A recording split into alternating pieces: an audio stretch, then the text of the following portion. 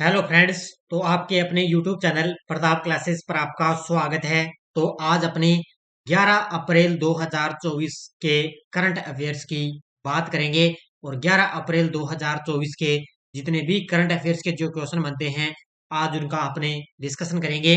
तो आज अपने पढ़ेंगे 2024 का John L Jack Swigert Junior Award और अफ्रीका की सबसे लंबी दौड़ पूरी करने वाले व्यक्ति और मोंटे कार्लो मास्टर्स में मुख्य ड्रा मैच जीतने वाले पहले भारतीय कौन बने, इनकी आज हम चर्चा करेंगे पूरे लेटेस्ट न्यूज के साथ में। डेली आपको मेरी सुबह ये 7 बजे करंट अफेयर्स की क्लास मिलती है। तो सारे विद्यार्थी एक बार सेशन को लाइक शेयर करेंगे और जो साथी हमारे चैनल पर नहीं है तो जरूर आप चैनल को सब्सक्राइब करें और इसके पास लगे बेल आइकन का घंटा दबाएं ताकि हम जैसे वीडियो अपलोड करें उसका नोटिफिकेशन आप तक पहुंच जाए। तो आज अपने 11 अप्रैल 2024 की करंट अफेयर्स की क्लास स्टार्ट करने जा रहे हैं। सभी साथियों को गुड मॉर्निंग।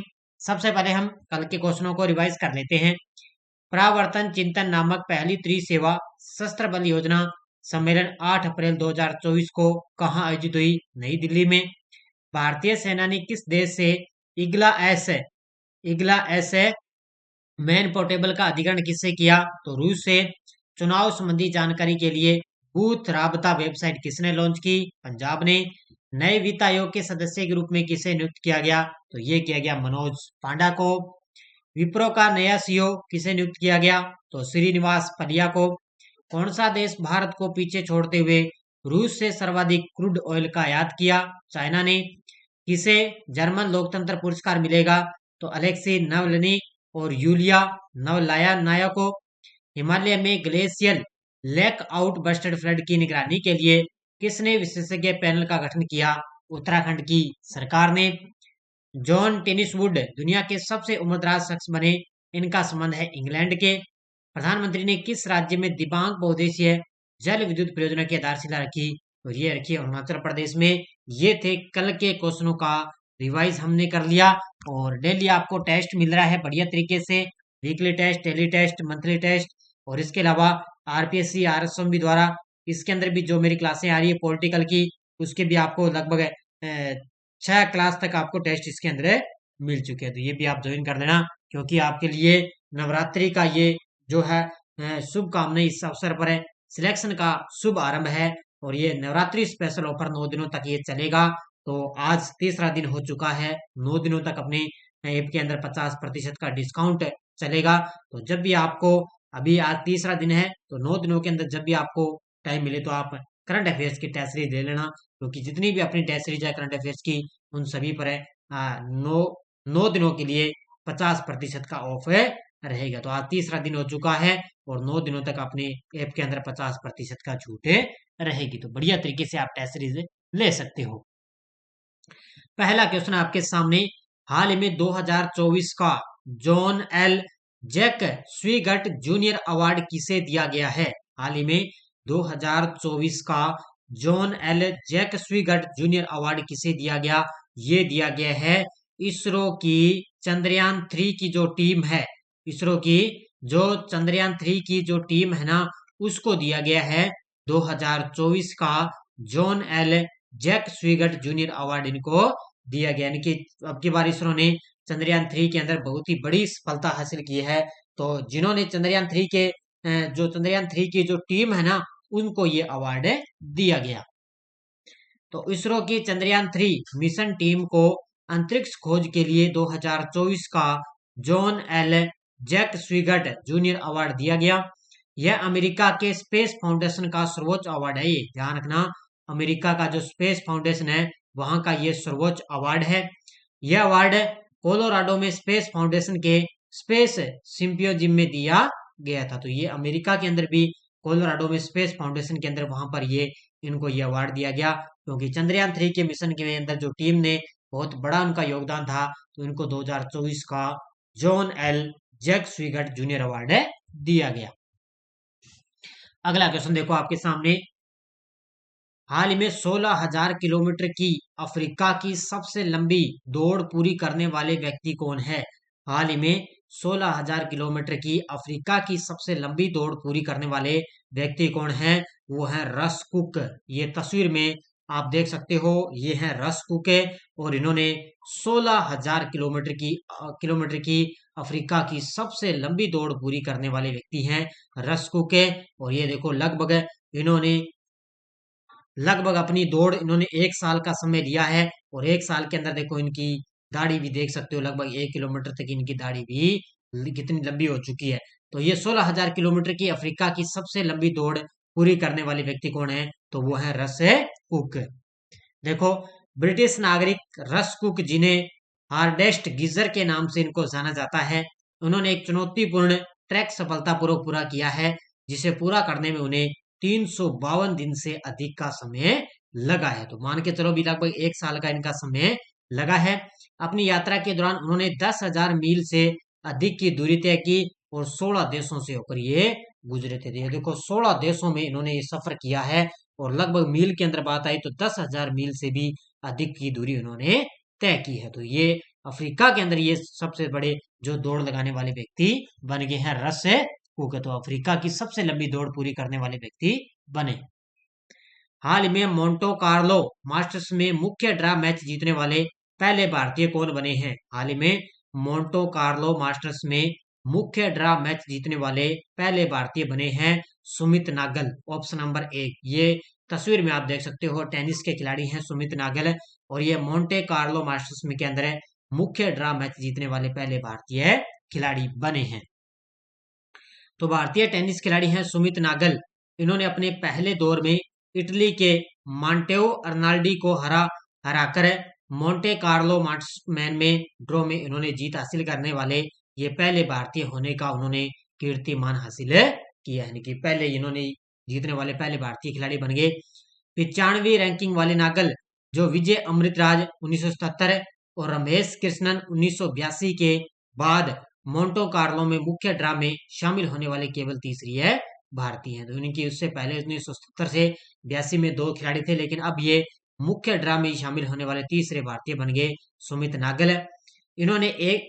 सुमित नागल ने एक सेट से पिछड़ने के बाद में वापसी करते हुए वर्ल्ड नंबर 35 अर्नाल्डी को 2 घंटे मिनट में उन्होंने हरा दिया। तो इतना ये समय दिया हुआ है, इतने समय के अंदर उनको हराया है। तो ये मोंटे कार्लो मास्टर्स ड्रोन में जीतने वाले पहले भारतीय बन गए सुमित नागल।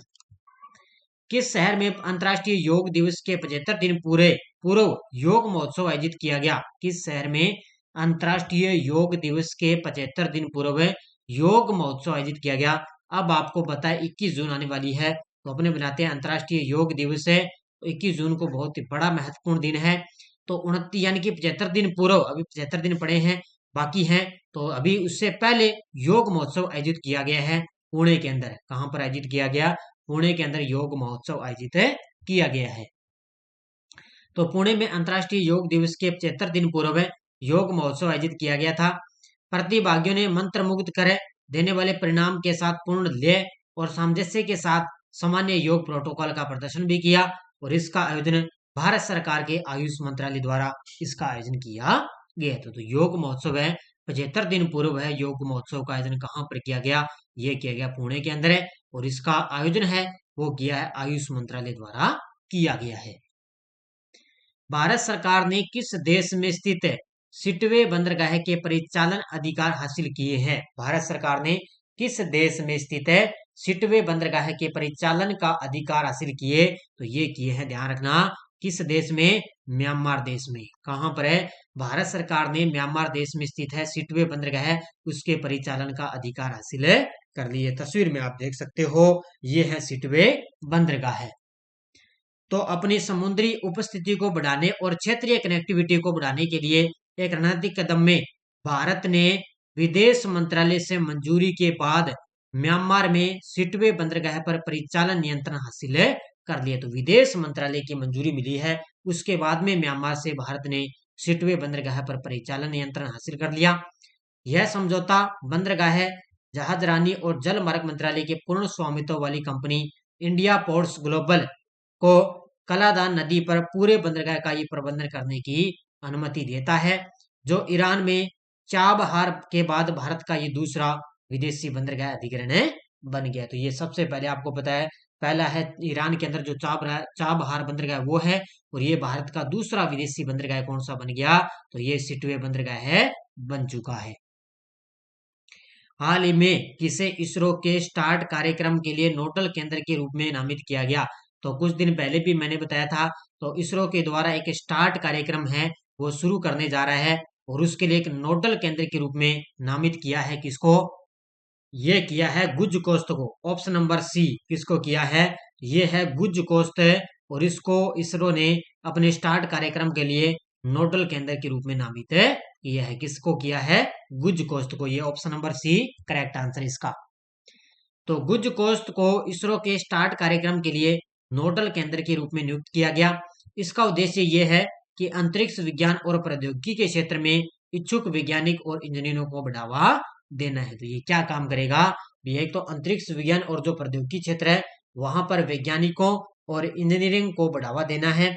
स्टार्ट कार्यक्रम के तहत गुज कोस्ट है ये ज्ञान प्रसार के लिए केंद्रीय केंद्र के रूप में कार्य करते हुए लाइव कक्षाएं आयोजित करेगा। इसका सिस्टम ये होगा भी, जो अंतरिक्ष विज्ञान और प्रौद्योगिकी के क्षेत्र में जो वैज्ञानिक है उनसे संबंधित है, और भी जो युवा हैं उनके लिए ये क्या करेगा भी, उसका ये ज्ञान प्रसार करने के लिए ये क्या है लाइव कक्षाएं हैं वो यहाँ पर आयोजित है करेगी, यानी कि वहां पर अंतरिक्ष प्रौद्योगिकी के बारे में लाइव कक्षाओं के बारे में जानकारी दी जाएगी। हाल में 9 अप्रैल को केंद्रीय रिजर्व पुलिस बल सीआरपीएफ ने अपना कौन सा शौर्य दिवस मनाया है। हाल ही में 9 अप्रैल 2024 को केंद्रीय रिजर्व पुलिस सीआरपीएफ ने अपना कौन सा शौर्य दिवस मनाया, तो ये बनाया है 59वां यानी कि 59, कौन सा 59वां 59वां शौर्य दिवस यानी कि वीरता दिवस है बनाया है। कौन सा दिवस बनाया, वीरता दिवस सीआरपीएफ ने बनाया। कब बनाया, ये 9 अप्रैल 2024 को। तो प्रतिवर्ष 9 अप्रैल को केंद्रीय रिजर्व पुलिस बल सीआरपीएफ के बहादुर जवानों को श्रद्धांजलि देने के लिए वीरता दिवस या शौर्य दिवस के रूप में मनाया जाता है। और अब की बार 2024 में सीआरपीएफ ने अपना 59वां शौर्य दिवस बनाया है। और आपको वर्तमान में पता है सीआरपीएफ के महानिदेशक कौन है, अनीश दयाल सिंह हैं। कौन है, अनीश दयाल सिंह है वर्तमान में सीआरपीएफ के महानिदेशक हैं। मार्च 2024 के लिए आईसीसी ने किन खिलाड़ियों को प्लेयर ऑफ द मंथ के रूप में नामित किया गया। आपको पता है हर महीने आईसीसी है, एक तो पुरुष और महिला 2 खिलाड़ियों को आईसीसी हर महीने प्लेयर ऑफ द मंथ के रूप में नामित करता है। तो पुरुषों के अंदर है कामिंदु मेंडिस और महिला के अंदर है मेया बाउचियर। इन दोनों खिलाड़ियों को मार्च महीने के लिए प्लेयर ऑफ द मंथ घोषित किया गया। इसका उत्तर हो जाएगा उपयुक्त दोनों। तो अंतर्राष्ट्रीय क्रिकेट परिषद आईसीसी ने श्रीलंकाई क्रिकेटर हैं कामिंदु मेंडिस को मार्च 2024 के लिए आईसीसी पुरुष खिलाड़ी ऑफ द मंथ के रूप में नामित किया गया। और महिलाओं की ओर से इंग्लैंड की है मेया बाउचियर को मार्च 2024 के लिए आईसीसी महिला प्लेयर ऑफ द मंथ है नामित किया गया। तो ये इंग्लैंड की है, और पुरुषों के अंदर ये श्रीलंकाई क्रिकेटर है। तो इन दोनों खिलाड़ियों को मार्च के लिए प्लेयर ऑफ द मंथ घोषित किया गया है। हाल ही में विश्व होम्योपैथी दिवस 2024 कब बनाया गया। हाल ही में विश्व होम्योपैथी दिवस 2024 कब बनाया गया, तो ये बनाया गया 10 अप्रैल को। कब बनाया गया, 10 अप्रैल को अपने विश्व होम्योपैथी दिवस 2024 से बनाते हैं। तो हर साल 10 अप्रैल को विश्व होम्योपैथी दिवस के रूप में बनाया जाता है। इस दिन को होम्योपैथी के संस्थापक डॉक्टर सैमुअल हैनीमैन की जयंती के रूप में भी जाना जाता है। अब आपको मान के चलो अगर करंट में कोई भी दिवस आता है ना, तो अपने खास तौर से उसकी थीम याद रखनी होती है। अगर आपको दिवस वगैरह मेन जो दिवस आते हैं, बस आपको उनका दिवस याद होना चाहिए, और साथ में आपको थोड़ी सी उसकी थीम के बारे में पता होना चाहिए भी अब की बार इसकी थीम ये रही है। तो साल 2024 के लिए विश्व होम्योपैथी दिवस की थीम रही है होम्यो परिवार, एक स्वास्थ्य एक परिवार। ये थीम है होम्यो परिवार यानी कि 1 हेल्थ 1 फैमिली। साल 2023 में इसकी थीम थी homeopathy people's choice for wellness. तो 23 वाली भी मैंने बता दी और 24 वाली भी मैंने बता दी। 24 के अंदर अब की बार है होम्यो परिवार, एक स्वास्थ्य एक परिवार, और 23 के अंदर थी homeopathy people's choice for wellness. ये भी 23 के अंदर है, 2023 में इसकी थीम रही थी। किस देश ने एक स्वर्ण समर्थित मुद्रा ZIG लॉन्च की है। किस देश ने एक स्वर्ण समर्थित मुद्रा है ZIG लॉन्च की, और ये की है जिम्बाब्वे ने। किसने लॉन्च की है? जिम्बाब्वे देश के पास पहले कोई और मुद्रा थी, लेकिन अब इन्होंने अपनी मुद्रा का नाम चेंज कर दिया, तो अब इनकी मुद्रा होगी ZIG लॉन्च किया। तो एक स्वर्ण आधारित ये मुद्रा है ZIG, और ये जिम्बाब्वे देश ने लॉन्च की है। तो जिम्बाब्वे ने अत्यधिक मुद्रास्फीति के बीच अपनी अर्थव्यवस्था को स्थिर करने के उद्देश्य से एक स्वर्ण समर्थित मुद्रा है ZIG लॉन्च की है। केंद्रीय बैंक के गवर्नर जॉन मुसायवनहु के नेतृत्व में ZIG ने मूल्य ह्रास वाले RTGS डॉलर की जगह लिए।